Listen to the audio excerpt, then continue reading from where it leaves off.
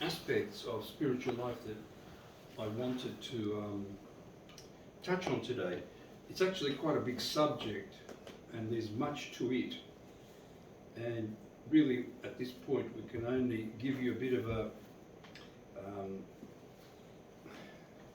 hint on where to go. It involves some of the so-called exciting and spectacular aspects of Christianity, miraculous experiences of various forms. Visions, apparitions, voices, smells, feelings, marks of wounds, stigmata, prophecies, extraordinary cures, etc. All these sort of metaphysical things. Many people calling themselves Christians understand that these things prove that they are in the right church. But what are these things? It's sort of similar to a personal experience of UFOs, unidentified flying objects. We know they exist, but what are they? Just that, unidentified flying objects. They're not aliens or people from space or anything like that. They're unidentified flying objects. And in time, some of them are identified what they are, and none of them are anything paranormal or outside the world, the realm of the world. Some particular confessions, particularly Roman Catholics, very heavily rely on these so-called miraculous apparitions. You've probably heard about Guadalupe and Knock and Lourdes and Fatima, where mainly children have experienced a particular vision which they say is the Mother of God. But is it really? Is it really that? How do we know as Orthodox Christians about these sorts of things? How do we know when you yourself have these so-called paranormal experiences?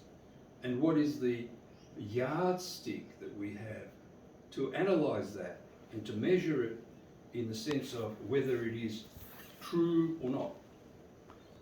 Many people think when they have these sort of experiences that it's something satanic. Satan is after them for whatever reason. Well, that might be so, but it's usually only very, very rarely that Satan would bother with the sins that we already carry upon ourselves to cause us to have all these sorts of apparitions.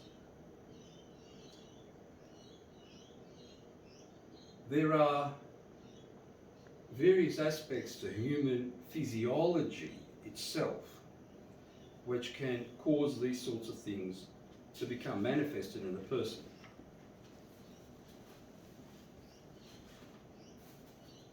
People do have sort of visions and experiences which are nothing more than certain physical things occurring.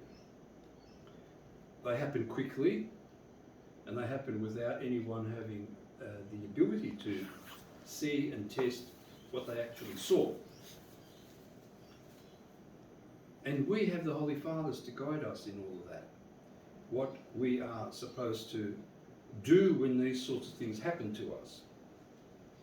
Outside the realm of dreams at night, or anything like that, which you know and I've told you before, that we don't pay any particular attention to them.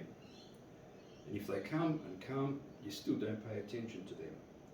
And that is really the same with all these other things.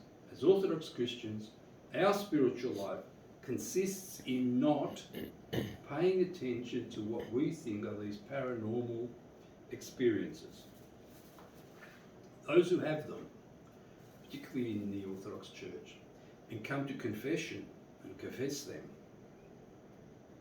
what they are exposing is really a deep down pride that they think they have achieved some sort of higher state of spirituality, and therefore these things are manifest upon them, whether they be good or bad or whatever. You know, there is a secret pride associated with exposing these sorts of things to a priest or to anybody else. And you know, people who don't know better and hear that, they say, oh, Joe Blow must be really close to God for having all these sorts of experiences. Well, not so at all. Not so at all. Joe Blow might be deluded. He might have psychosomatic type mental activities which are quite naturally explained just by physiology and human behaviour, rather than by anything that is manifest from either the demonic or the heavenly realm. With some of the people that I've come across, they tell you about exorcists. You know, exorcists are supposed to be certain people who believe they have certain gifts to expel demons. When you talk to these exorcists, and I'm not talking to any of the ones in Orthodoxy, but outside, you find a person who is in great delusion, who talks to demons and uses them as if they're a friend that they can have a conference with. You know, what sort of situation is that for somebody who's supposed to be purging demons out of people? Today we read, or maybe it was the previous time, about the statement that Satan purges out Satan from people. How can the kingdom be steadfast if Satan purges out the demonic realm from somebody? You see? So all that is subject to all these sorts of wayward things which, as Orthodox Christians, in your spiritual life, you should ignore. If they happen to occur to you, you just pray and ignore it. You don't analyze it, you don't go deeper into it, you don't try and find out about it, you just ignore it. The two main fairly recent saints that have written something about this, Saint Theophan the Recluse and Saint Ignatius Braccianino. And you should get some of their books in English. And also, even more closer to us, is Father Seraphic Rose, who wrote quite a bit about those sorts of experiences, all these sort of supernatural experiences, near-death experiences, or people that have apparently died and come back again. All that is explained in these sorts of texts. I don't want to go into too many of these things, but to give you a couple of, or a few, guidelines. Number one, the natural phenomena. We often see things at night, shadows, weather effects, things that go bang in the night, that can be mistaken for something paranormal, but they're not. It's normal phenomena. People have hallucinations, and particularly today when we have people taking all sorts of medication, alcohol, drugs, those having poor vision, poor hearing, this pace of life, impatience, sleeplessness, haste, all these can induce visions, hallucinations, and all these sorts of things. Nothing's spectacularly demonic about that. Anything that's unclear, fuzzy, which really is the experiences that these Roman Catholic people have had. It's very unclear what they saw, and the associated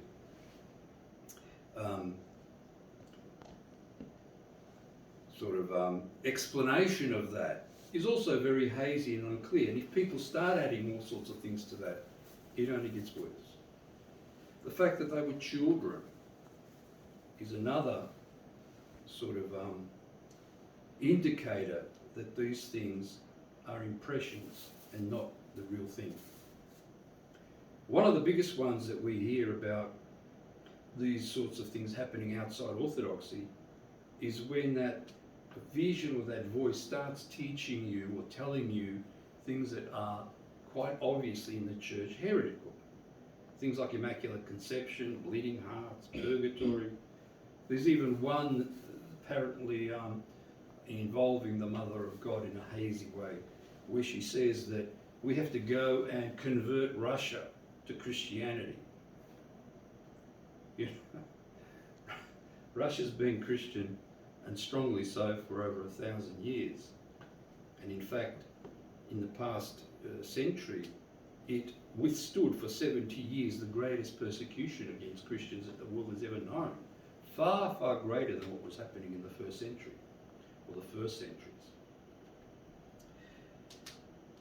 Or anything that produces sort of emotionalism, nervousness, jerking, and all those sorts of things are also not to be taken as something metaphysical, nothing miraculous about it.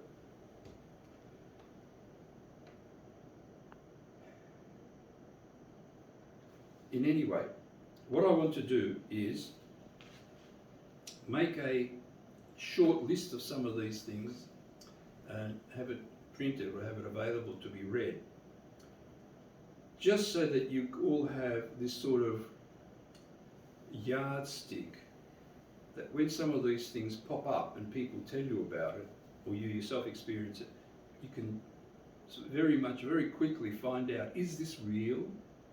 Is this really something outside the realm of normal life? Is it something from heaven, or is it something from the demonic realm? Because those sort of visions that are truly from the heavenly realm and even from the demonic realm are very rare. You know, we all say that the demons influence us with this, that, and this and that. And there is a truth in that. But to them actually manifesting themselves upon a person, particularly if a person is trying to be pious and trying to live some sort of good life, is extremely rare. It's usually something else to do with one's spiritual and physiological state. Therefore, be very careful. The scripture is quite clear. St. Paul writes, you have to test the spirits. You have to be able to discern them and test them, and not just accept it as something that can be taken when it is in effect false and can lead you down the wrong path to salvation, and people can even lose their salvation with that. That even happened to some of the saints. For example, Simeon the Stylite used to stand on this high pillar by himself for years on end praying, had a vision of a chariot come with whoever was in there saying, step in the chariot and God has sent this to you, take you to the heavenly realm. And as he was about to step in, he crossed himself, said a prayer, and the image disappeared. And he realised it was indeed a demonic apparition, and had he stepped in that, he would have fallen to his death. You know, things like that occur. On account of that, he then stood on one foot for the rest of his life on that pillar, you know, showing you how people truly repented that are called the saints in our time. So be alert to that sort of thing. As a priest, we get people telling us these sorts of things in confession. And sometimes they are insistent that what they experience is something metaphysical. And when they insist, that's a sure sign that they're getting some sort of prideful or vain aspects out of that it's flaming up their own passions because they think they are progressing spiritually, and God sends them this to show that these metaphysical things exist. It's a sort of like a proof that Christianity exists, a proof that there is spiritual life and another life altogether. God protect us from such things in our life. Don't seek those things. We have our prayer rules. We have the church. We have all the writings of the Holy Fathers. We have all the understanding that is given to us to lead a spiritual life in quietness. If something is quiet, if you experience a sort of a quiet situation in your soul, that's the best.